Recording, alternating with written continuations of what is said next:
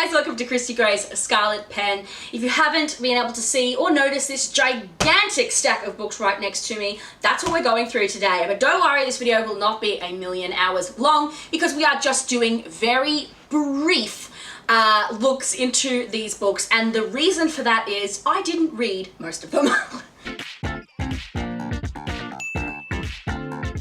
If you have not seen these amazing places and things that exist in the middle of shopping centers, sometimes there are book stalls that are in the middle of the walkways that pop up. They are usually random books that maybe were excess stock or people have bought really cheap and are able to resell. They are brand new, but they are just these books that nobody in the normal bookstores sort of really wanted, and the bookstores needed to make room for the newer stuff, so they were able to bulk sell to other smaller retailers so they can take on the burden of selling these books, which is great. And it also means that for the most part, these books in this pile here, for me, were 4 books for $20, which comes down to $5 a book. A pretty good deal if you ask me. And I went through a stage and a period of my life where I just was obsessed with doing this and went back and forth and did, as you can see, quite a few. Quite a few. But I wanted to find out what was hit, what was miss for me in these books. I had almost absolutely no background for any of these books. No, none of these books. And so I just went in completely blind, and I wanted to share with you very, very briefly, don't worry, 1 or 2 sentences for each book, why I did like it, why I didn't, and if it was a hit or a miss. Let's go. There is so much to get through. Let's start from the top. Okay. You, Me and Everything by Katherine Isaac. I read a chapter of this and I DNF'd it. I didn't like it. I didn't really want to read a story about someone who was dying, and it was a pretty sad scenario all around. Mother of a single boy. He's, I think, 10 or something. 10. Go off to meet his dad for the first time, but there's also someone dying of Huntington's, and so I just was not into it. I was not feeling it. I was kind of getting like she's too angry vibes, and so I know it was supposed to be some sort of reconciliation situation, but I just wasn't feeling it, so it didn't make it onto my list. I will say though, this little cover thing, so much fun. Okay, Kill a Stranger by Simon Koenig. Sorry if that's not how you say that name. I read about 3 chapters of this, and then I skipped to the end as well and read the end. Basically, I DNF'd this book because it was a bit too brutal and gory in terms of specifics for me. I also saw the story going in an unusual place, and I didn't call it completely when I read the end, but I didn't like the feel of this book. It was quite brutal, and I really just didn't like the idea. There's basically a you've seen that movie Nick in Time. It's a great movie. But there's basically, they've kidnapped his fiance, and if he doesn't kill somebody, then they'll kill her. And it sounded really interesting, but it wasn't. Okay, Where the Grass is Green by Lauren Weisberger. She is also the author of The Devil Wears Prada, which is a book I did not enjoy. I did enjoy the movie though. Go check out my book versus movie if you haven't seen that. But this book, Where the Grass is Green, is basically a retelling, I suppose, of that situation where rich people were paying to get their kids into the schools that they wanted. The reason I DNF'd this book is because A, I'd already heard that story in real life and I couldn't be bothered, and B, they were way oversharing in this book. These 2 female main characters were super oversharers, and I just am not about that. I don't want to read about that. I'm sorry. I just am not interested in the slightest, and I just wasn't getting behind this book. Alright, we're getting through these pretty well. You Wish by Leah Weston. Leah, I'm going with Leah. I actually made it quite far into this book. I think I made it about, oh gosh, maybe 40% into this book. It was interesting. A guy who basically just makes photoshopped versions of things so people can grieve and get over their whatevers, or make revenge pictures, I suppose. Basically, he's doing this and people around him don't really understand. This book was giving really creepy vibes. It was going to some really weird and unusual places, and I was not getting a good feel when I read this book, and I tried to power through. It was one of my first books that I tried to read out of this and I was kind of excited to get to it, but it just was giving real creepy vibes, and I was out. Alrighty, How Not to Fall in Love Actually by Catherine Bonetto. So this was a case of part I was not interested. I didn't care the characters. They weren't drawing my attention. They were pretty selfish and pretty awful all around.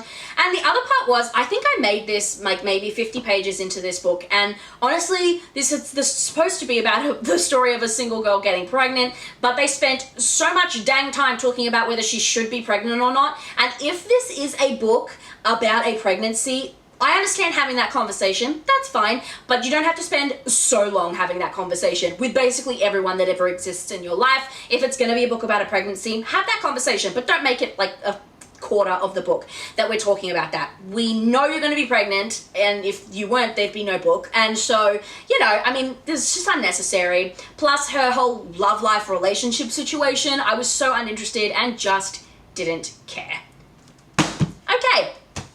Lost in the Spanish Quarter by Hetty Goodrich. Now, I want to say Hetty, but if you've read this book, you'll know that the first chapter or two, basically, she tries to describe how to say her name because the author has named the character after her, and it is semi-autobiographical. However, it does read like a 12-year-old or less has written this book. I was not enjoying her writing style whatsoever. I do understand that even though she is a native English speaker, she also speaks Italian. She wrote this book in Italian and then got it translated into English. I understand, I suppose, the artistic reason for doing that, but it did read as super immature. I couldn't care less how to pronounce her name. I'm just don't know why she spent so long trying to explain to everybody that she's so annoyed that people don't know how to say her name. Like, girl, make a social media post and move on with your life. Like, I don't understand that. It was just absolutely nothing. Like, I just was not even interested a little bit, and I was very bored and frustrated. So, DNF'd.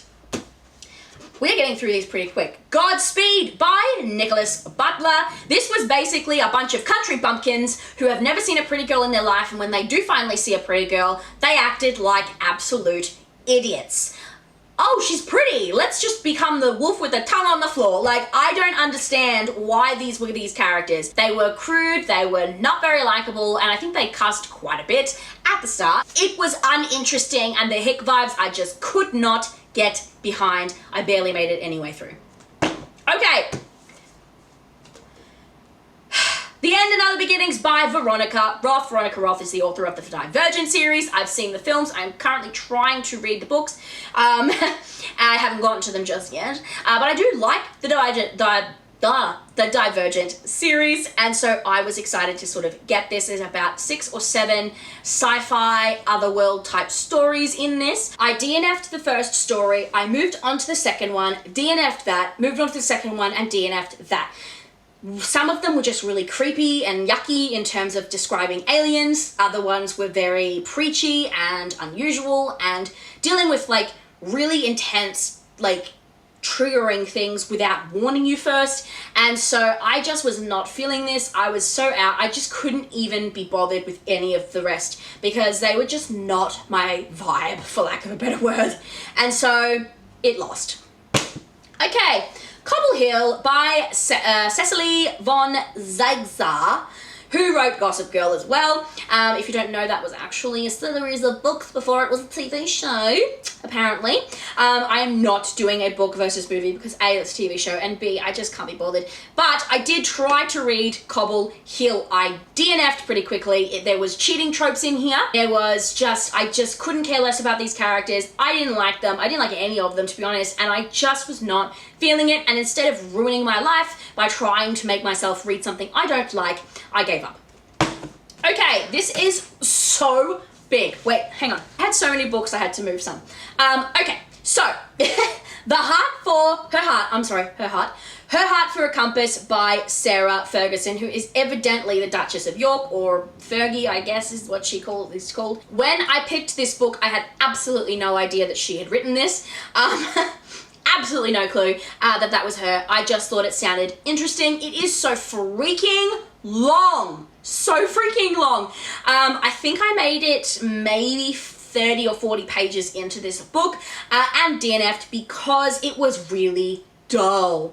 I got 2 books, and I'll talk about the next one in 1 second. I got 2 books around the same time period. They're actually kind of similar in terms of plot idea, not necessarily plot, but plot idea, where basically she has to try and get married but doesn't want to. This one, she sort of tries to run away and live her own life. It was really dull. It was really, really dull. I was so bored. I'm not great with this period kind of historical fiction in general. So if you don't grab my attention with something interesting, like a great hook, then I'm out. And this, unfortunately, was really boring. I just was not interested in the story at all. I think the characters were kind of whiny and annoying, and I was just like, I'm not vibing it. So I decided to DNF, even though this cover is so freaking beautiful and I love the purple. I just can't be bothered wasting my life. So I didn't. Having said that, A Lady's Guide to Fortune Hunting by Sophie Irwin, I really liked. Okay, we're finally getting a hit. All of those so far have been misses. This was a hit. I liked this book. Basically, the main character in this, I think her name is Kitty Talbot, she has to try and get married to save her sisters. They have basically no money, kind of like I suppose like a Pride and Prejudice type of a situation. Their parents are both dead and they have no way to pay the debts that's on their house. So she has to get married to a guy who's got enough money to be able to support them so they don't lose their house, and all of her sisters can basically just keep living their lives and growing up. And so she basically goes to the social season where it's like everyone is pairing up and she tries to snag a husband. She's trying to get a rich hubby, and it actually was really good. I liked it. She was very clever, and I thought the writer, Sophie Irwin, did a really great job. This book was a hit for me. And the last book is Impossible by Sarah Lotz. I did not expect to like this book. It took me by surprise. This is basically the love story book that you can't talk about because anything you say is a spoiler. So there it is. I think I've talked about this book in another video, and I did go into some spoilers, but I won't do that in this video because I will just say I really liked this romance. It took me by surprise. I did not think I was going to enjoy it, particularly for a couple of different reasons, like some cheating tropes and some other things in there. I didn't think I would like it, but the twist really, really, really engaged me, and I admit by the end, I liked it. I liked it. I didn't love it, but I liked it. So it is a hit as well as the other book. Well, that was all of them. And so for the most part, going in blind and buying books that you don't really know much about, or if you're even going to like them, even if they are $5, was basically mostly a waste of money. But you know what? Nothing, what is it? Nothing gained? I don't know. You don't try, you don't find out. So there you go. I tried, I found out, and that were the results. Thanks for watching, you guys. I'll see you in the adventures.